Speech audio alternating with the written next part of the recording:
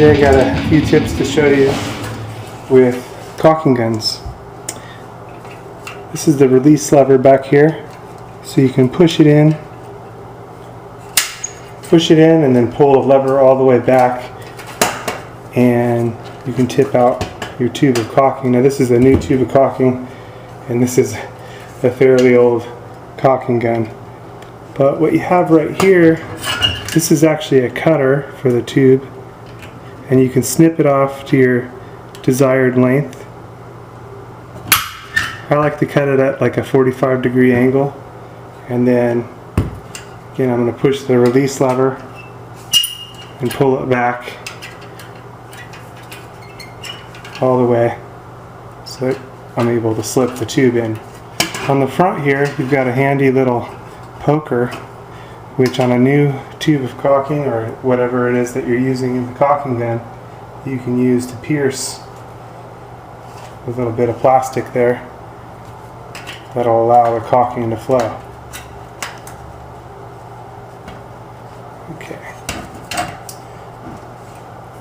Now when using the caulking gun, you'll squeeze the trigger and that'll produce the caulk out of the tip, of course, but when you're ready to stop the flow, you really got to press the release button, and that's the tricky part of using the caulking. If you don't press the release button, it'll continue to put pressure on the inside and push more caulking out of the tube, even though you're wanting it not to. So here goes a run here, all the way from the edge. I can just kind of reach it down. And you don't have to squeeze too strongly, it really just will come out. Now you can see how it's floating out and wanted to drip out at the end. I got to push that end of the button to release the tension. Then along the edge, just use the finger and guide it in, and any low areas we can use up the material that you grab with your finger to make a nice clean edge.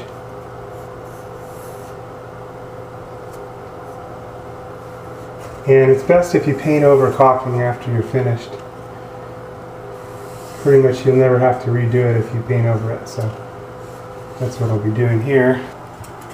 So I'm going to continue along the line here.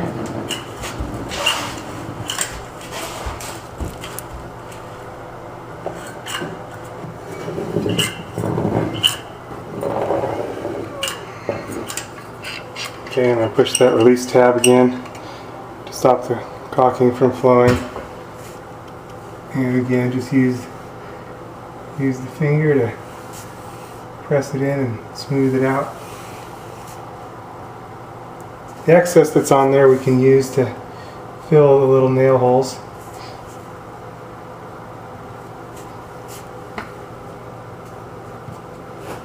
On the new molding.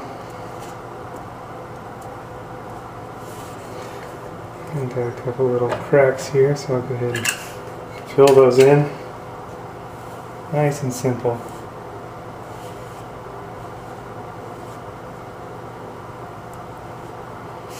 Again, the trick is just getting a feel for when you need to push that release tab in.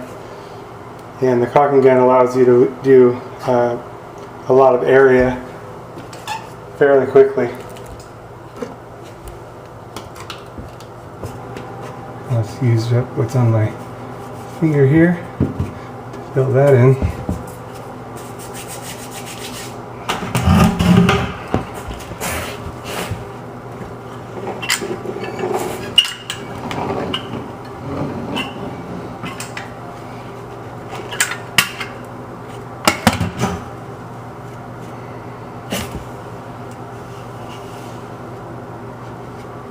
And if one finger gets too much stuff on it, you can pretty much use another finger.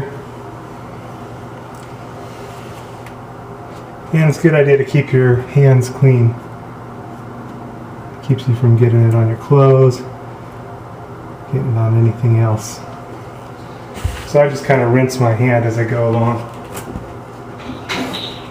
to keep everything nice and clean here.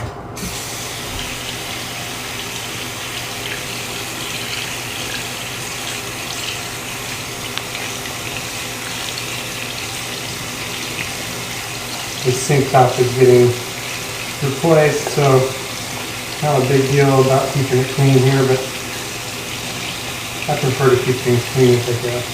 That's just my preference. If you stay in the habit of keeping things neat and clean, it makes it less likely that you'll get things dirty in the future.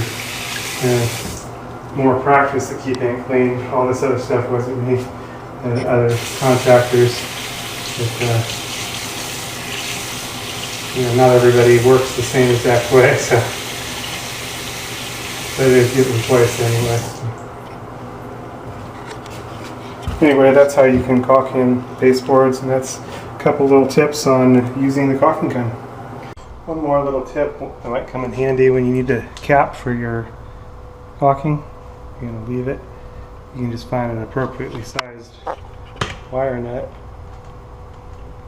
Just twist it on, and it makes a good temporary cap. A larger size works a little bit better, but this will be okay.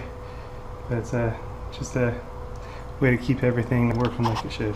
Keep the caulking from drying out.